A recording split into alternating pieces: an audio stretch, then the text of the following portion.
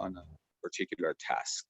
Well, I already mentioned, for example, extension, time, it may be the place where you carry out where the students carry out the performance.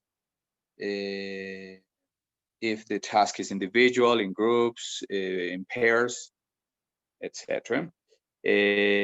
Also, for example, the way that students are expected to respond to the assessment task. No? For example, sometimes you want to use, for example, multiple choice or matching, no? Which is relatively less relaxed, less, yeah, I could say less stressful than, for example, having to do maybe a presentation or write something, write something about, for example, a text that they have to read. No, for example, that's more complex. Or if the students have to do their presentation orally, no, if they have to speak, no, and so all these things are may affect students' performance, no? And of course, all that is information we need for our records, not for the records. So obviously, if the students perform differently on different tasks, no, this will affect the level of interpretations that you have, no? About the interpretations that we make of their ability, the levels of ability that they have. For example, take this simple example, no? Great, yeah, great that you're sharing this. For example, imagine that you have two classes, and in one class is el mismo nivel, no? For example, you have one level 3, yeah, but in one you have 10 students, no? Okay, great. But in the other one, for some strange reason, you have 30 students, no? Yeah. One class is maybe early in the morning, and the other one is late in the, I mean, it's the last hour. Or maybe one is in the morning y también trabajo en el colegio la jornada de la tarde, for example. So it's the same level 3. One is in the morning, one is in the evening. Yeah? And so one with 10 students and the other one with 30 students. So maybe you decide that for the class in the morning, you want to use, for example, like the typical formal assessment, you know, with quizzes and maybe matching, writing something that inclusive, because you have time to correct the writing and everything. But then in the class in the evening, you have 30, 35 students. So you decide that you're gonna do most of the assessment with presentations, no? Or the portfolio, or all the other alternatives that we have in assessment, you know? So obviously you're gonna have different interpretations, no? So no sería lo mismo juzgar el nivel de habilidad, ¿no? Based on only, for example, formal and typical quizzes, no? And then based on the oral performances, no, oral presentations. Okay, so you're going to have different interpretations. No? That's a, and of course that is going to later create some levels of inconsistency, no? Which is maybe the most important aspect of this chapter 7 is analyze levels of inconsistency and reduce the levels of inconsistency so that the interpretations are more realistic to, or are more a reflection of what really is going on in the process. No? Great. So where are we in? Let me see this. Yeah. Can we scroll down and go to the next page? Have you ever thought? Yeah. So what is the next page here?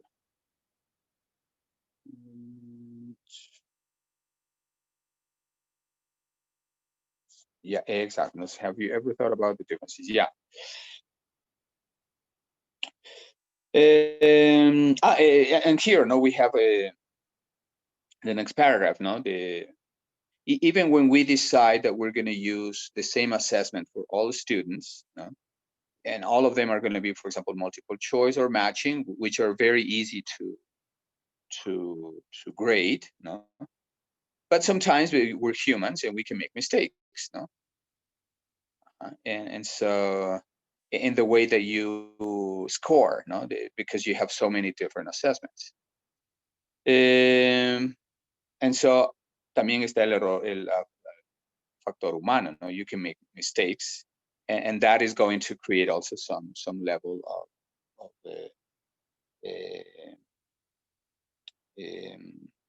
well, not inconsistency, but it's going to affect, you know, students' performance next time. No? Great, and so and also when you have, for example, to produce something, no, we know that the production tasks are, for example, writing and speaking, no. For example, if you have to write short answers to questions in an oral assessment or in a written or in a writing task, you know,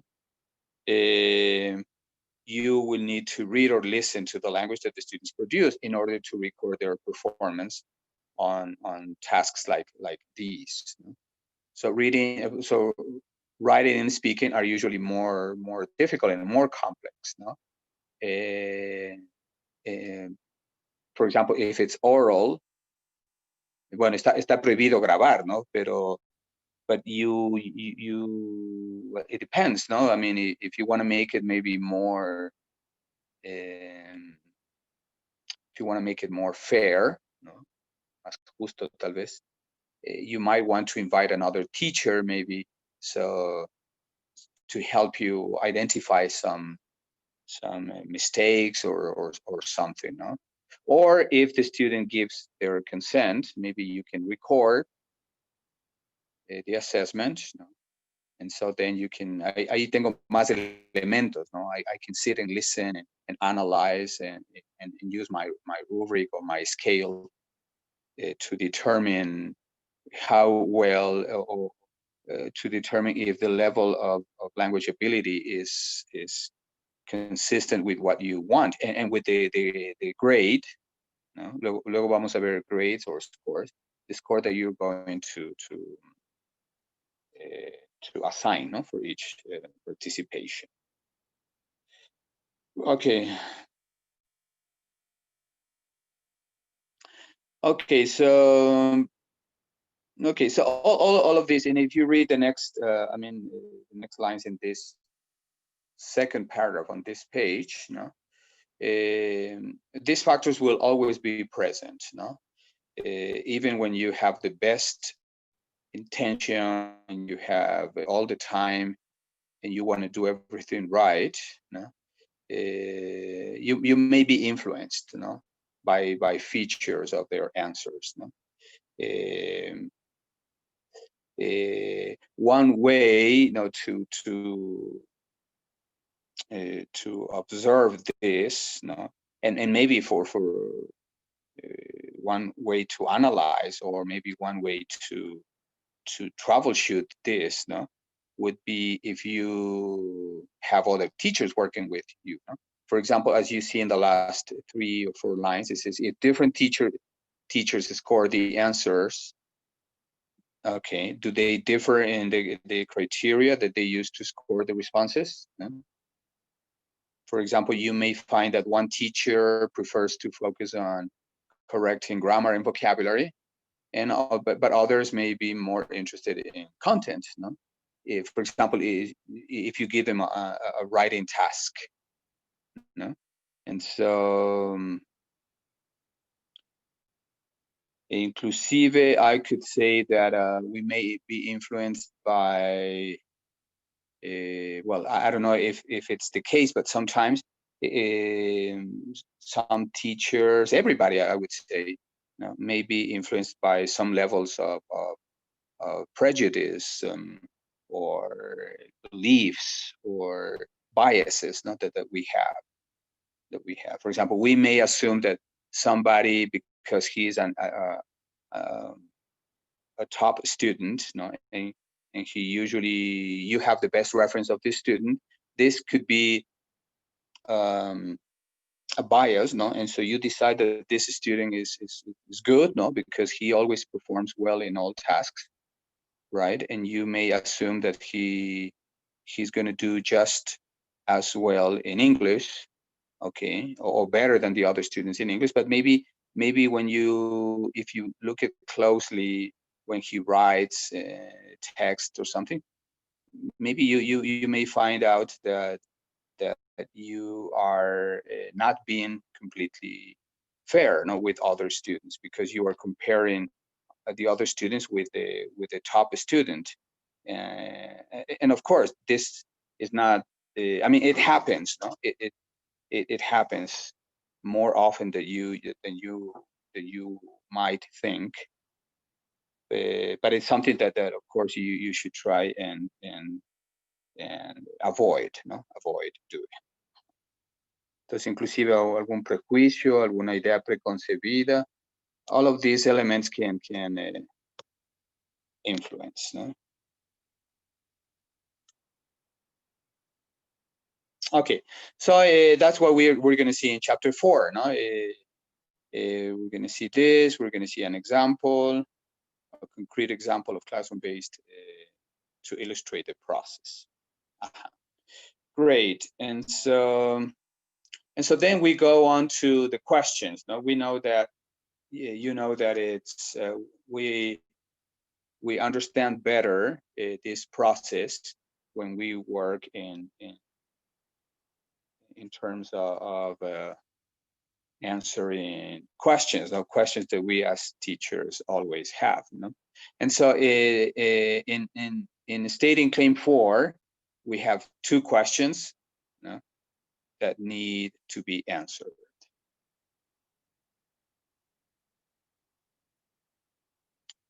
And so the first one is what kinds of assessment records, descriptions, maybe scores, grades, or marks, do you need as a teacher? What kind of assessment records or descriptions do you need? That's the first element. What usually, well, you're going to read in the next lines. Well, typically or usually or traditionally we use maybe grades, numbers, from 1 to 10, from 1 to 20, or we may want to use letters. Okay. And so the sub question here is, if we can, yes, the next page is over here, up here. Yes. Yeah, the sub question here would be, what kind of assessment record would be most appropriate for the intended uses of my assessment record? So, well, I know that typically we use grades,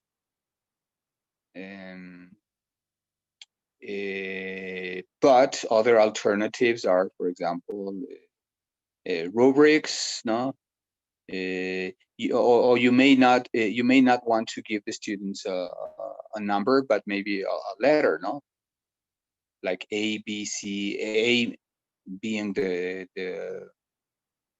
most, being the highest, Okay, or you may want to give only your interpretation, your record. You can also only mention this as a description, as a description, as it could happen, for example, in those informal assessments that you usually do every day in class. You ask a student something, and if he responds well, then you give some positive feedback, and you tell him that he's doing well in this and this aspect, but he may want to improve a little bit of maybe pronunciation. And so you're doing unconsciously, you're doing a record, no? You're keeping a record of his performance. Right, and then the second question we need to answer is this, no? What is the intended quality of the assessment records that I will use, no? That you will use as a teacher? And so here's where we have the concept of inconsistency. No? So what are the potential sources of inconsistency for your assessment? And secondly, obviously, what can you do to minimize those sources of inconsistency? Because you want to have a clean record, no? A clean record that is a clear reflection and an honest reflection of the student's real level of ability, no, or language ability. Right. Okay.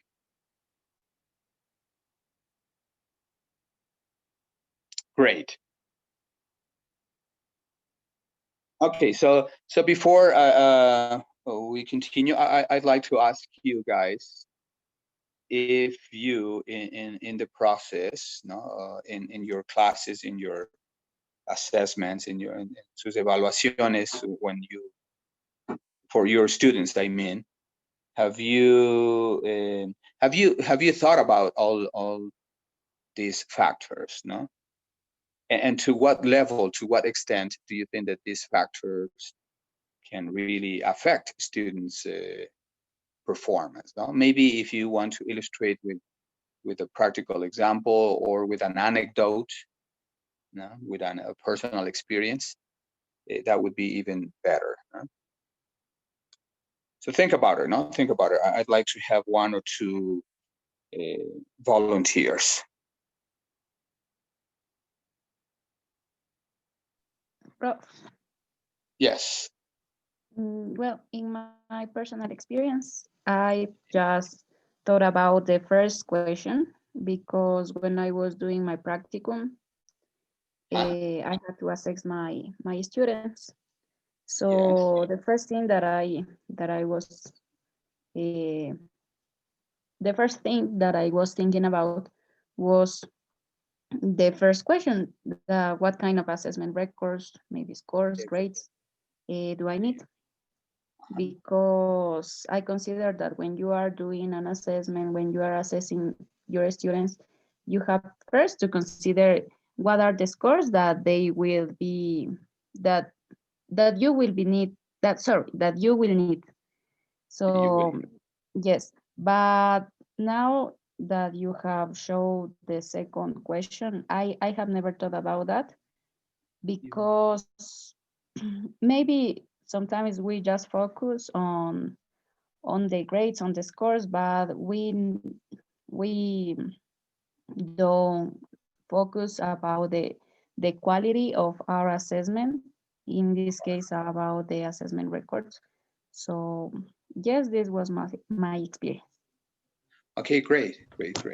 Yeah, and well, it's great that you brought it up this way. No, yeah, I think it's most teachers, me included, and for many years, we just think well about the grades, no, because we know that it's an essential component of our system, no. Sometimes institutions care more about the grades than the real process going on. No? And so, and we know that for language, for English, it's not all about the grades. It's about the whole process. No? And an assessment is of paramount importance in the process of learning, for example, here another language, not like English. And so, but because of the system, no, we every 15 days the authorities require the grades. They write you an email reminding you of sending the grades, los promedios, right? And so many times we only, like you said, we do only the first part. No? You think about what types of activities, what assessment can you give your students, and then how can you record those performances, no? And so we usually stay only in the first part, no? En la primera fase nos quedamos, no? And you're right, no? We forget about the quality of the assessment records that you really need, no? Yes, I have a question related to the potential sources of inconsistency. Uh-huh. I don't know what it means. I don't know if it is related to the weight of teaching, or maybe some factors that can affect the process of the assessment, or maybe when students, for example, have a bad grade, got a bad grade.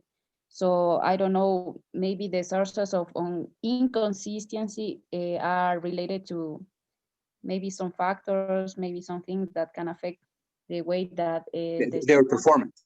is, yes, performing. Performance. Yes. Yeah. No. It's a great question. Um, the potential sources of inconsistency have to do with these factors, no, that may affect students' performance. No, because remember that what you really want to check, what you really want to know, is the real level of language ability that the student has, no? Of course, it's very easy to say, no? O sea, suena súper sencillo, no? You want to make sure that your student understands. I mean that the student has the proper language level for that particular moment of time, no? In a particular area, for example, reading, writing, etc. No? Yeah, so suena muy sencillo, no? You give them a test, and yeah, and you have the score. But in doing that, there are many problems that may arise, and there are many factors that can affect or influence the students' performance. No, like you said, no, it's not about the teaching. It's not about the process, your instruction, it's not about that, porque esa área has to do with decisions and then consequences, no? Here, the level of inconsistency for the assessment have to do only with these factors, no? For example, if you give the class, very little time, for example, no? If you prepare an activity and you tell them to read a paragraph and then write a paragraph in response, but you give them only 10 minutes, so students are going to be stressed, no? Students, and this may affect their performance. If you give them more time, of course, your students are going to do better, no? Si le doy a una clase, le doy 20 minutos, and I give the other class 30, 30 or 40 minutes. So probably you're going to see that the class that had more time maybe has more results. And so in the first class, that can be a factor of inconsistency, no? And so the idea is that with the experience of the inconsistency, the sources of inconsistency, you digamos, you elaborate or you improve the assessment task, no? Or you, in some way, if you can anticipate that this inconsistency is going to appear, then you anticipate and you as part of the instructions or as part of the setting, you give them more time, or you do it, or for example, it's different if you tell them to write a paragraph than explain something in a presentation, no? And so it's like you have to anticipate what could happen so that the record that you have is more consistent, is more realistic, you know, with the siempre pensando in the real, you know, in the actual level of language ability that the student has. that is what I can say. Of course, more explanations, more detailed examples come in the next pages. No, we also have an example, no? An example with the levels of inconsistency, and then you have the same exercise, but with the, digamos, with the corrections, por llamarlo así, no? With the possible corrections to make this assessment more reliable. No? Great. Let's go on. Well, I hope I answered your question. No? If not totally, at least partially, I hope. Yes, Prof. Thank you. You're welcome. Thank you. Thank you very much. Okay. So assessment records, as you can see there, no? We arrive at the assessment records from the students' assessment performance. ¿No? Lo que nos da la base para tener los registros, los records, is this, the students' assessment performance. And so we have three elements, key elements here. Assessment performance, assessment record, and a score. Okay, so this is the terminology. No? So assessment performance is what the students do in response to the assessment task that you give them. These responses might be, for example, actions. No? It marks on a sheet of paper, samples of something, writing, or maybe speaking or presentation, or it can be combinations of these. No? Entonces les puedo pedir, no sé, puede ser una prueba, puede ser papel, it can be something online. Now that is online is part of the whole process. Okay, a presentation, a video, maybe today it's very common to have a forum where students write. So all of them are examples of assessment performance. Assessment record is a written or verbal description, okay, or it's also a score that is assigned to a student's performance on an assessment task. You know? And the score, of course, is usually reported as a number, or it could be also a letter. A score can be reported in different ways. For example, it could be the number of correct answers. No? It could be a rating. It could be a percentage, a grade, or a mark. No, a grade like 1, 2, 3, or mark like mejor dicho al revés. No, grade like ABC because that's the American system, or mark like 1, 2, 3, etc. Okay, so more about this and the process you will see in chapter 12. No, there's a discussion of scoring students' assessment performance. No, because well, here as you can see, we're only opening to a variety of factors and we're presenting the concepts. No, of course this is just the beginning. No, it's like scratching the surface. No. Now, after this, no, there's a lot of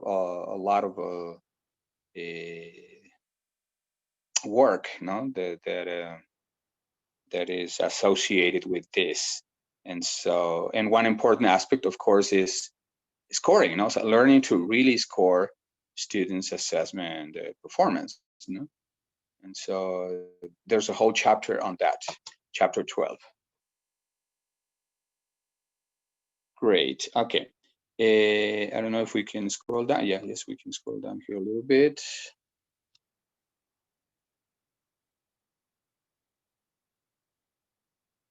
Yeah.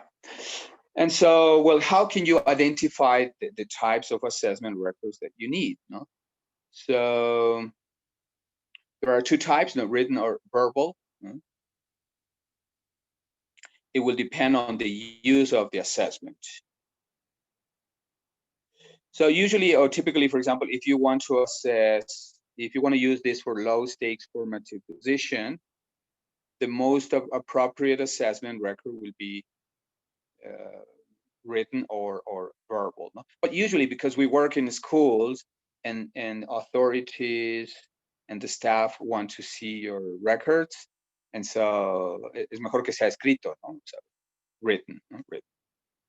This might include, for example, comments on the student's performance with feedback indicating areas in which their performance meets expectations and areas in which they need improvement. No? For example, if you give them a short quiz, no, at the end of a, if we can go on to the next slide here, or the next page.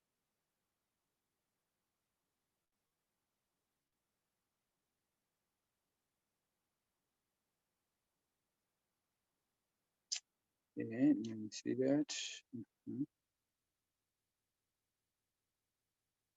It's over here, yeah.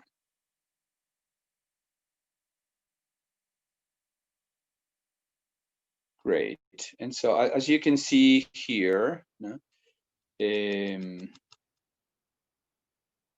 for example, now if a teacher uses a quiz at the end of a lesson as a way to collect feedback on his teaching and to provide feedback to his students, then he would mostly, he will most likely, digamos, give the student comments and feedback, either verbal or written on their assessment performance. Or, for example, you can give the students feedback, for example, orally, no, verbally, and then for the records that you need for the parents and for the school, you keep the written records, no?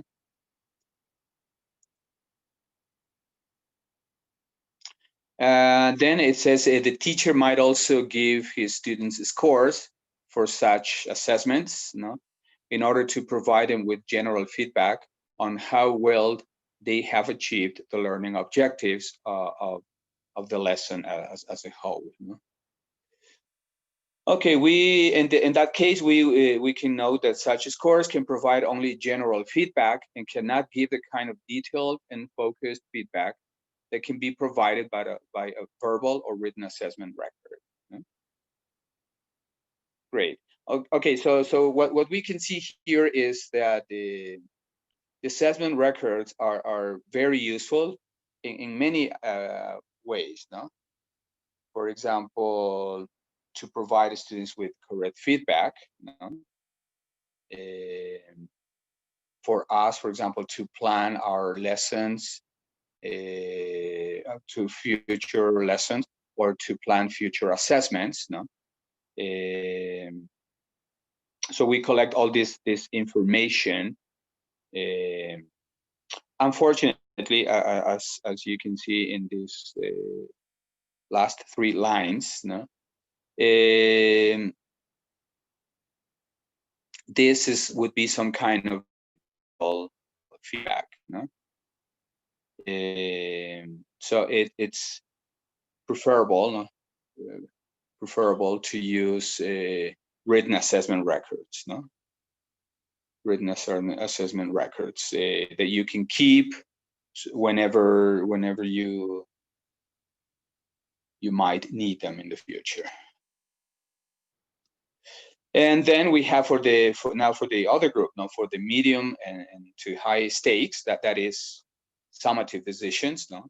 Like, for example, you collect more and more assessments because at the end of this semester or the school year, you have to decide which students pass or which go for the remedial or which go for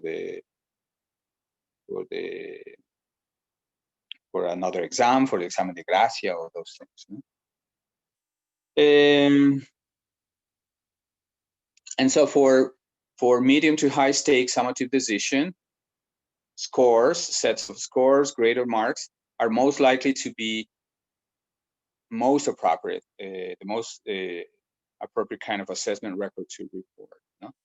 Pues para estos sí vamos a necesitar casi obligado tener las notas, ¿no? Sobre la escala, 10 or 20, if that's the case, ¿no? Because you need to have the grades, and then you have a set of grades that you need to present. You need to make it evidence, no, for all the students' academic record, para solventar, ¿no? El hecho de que tal vez no pase el nivel y, ajá. And so in here we have an example. Notice, for example, for an assessment given at the end of a school year to make decisions about which students will pass on to the next grade in school, the most appropriate kind of assessment record would be a score, no?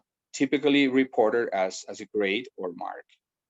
The reason for this, the reasons for this are that the assessment, first, an assessment such as this is likely to cover a large areas of content, so that there might not be sufficient information from the student's performance to provide. So that's why you need a set of assessments, no?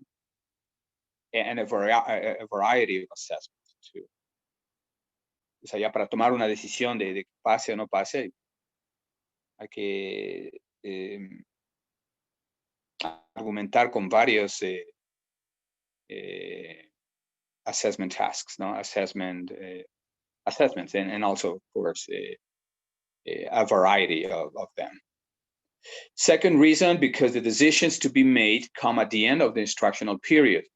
Students are less likely to be able to use verbal or written feedback to improve their learning.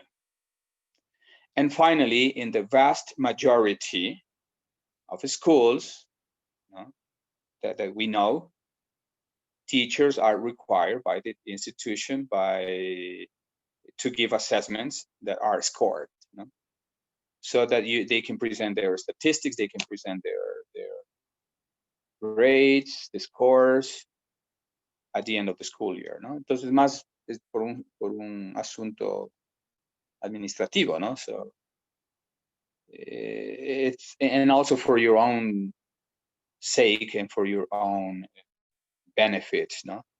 It's better if you have this, after you've done you have the performance, that you give a number, no? That you grade them, no? That you grade them. But of course, the other form, for example, the verbal or the written, is also another incredible idea, especially when you want to create this sense of improvement in the students, no? So by providing this kind of feedback, you would expect your students to improve, no? And to find the assessment useful, not only for the grade, but because each assessment means that you have devoted time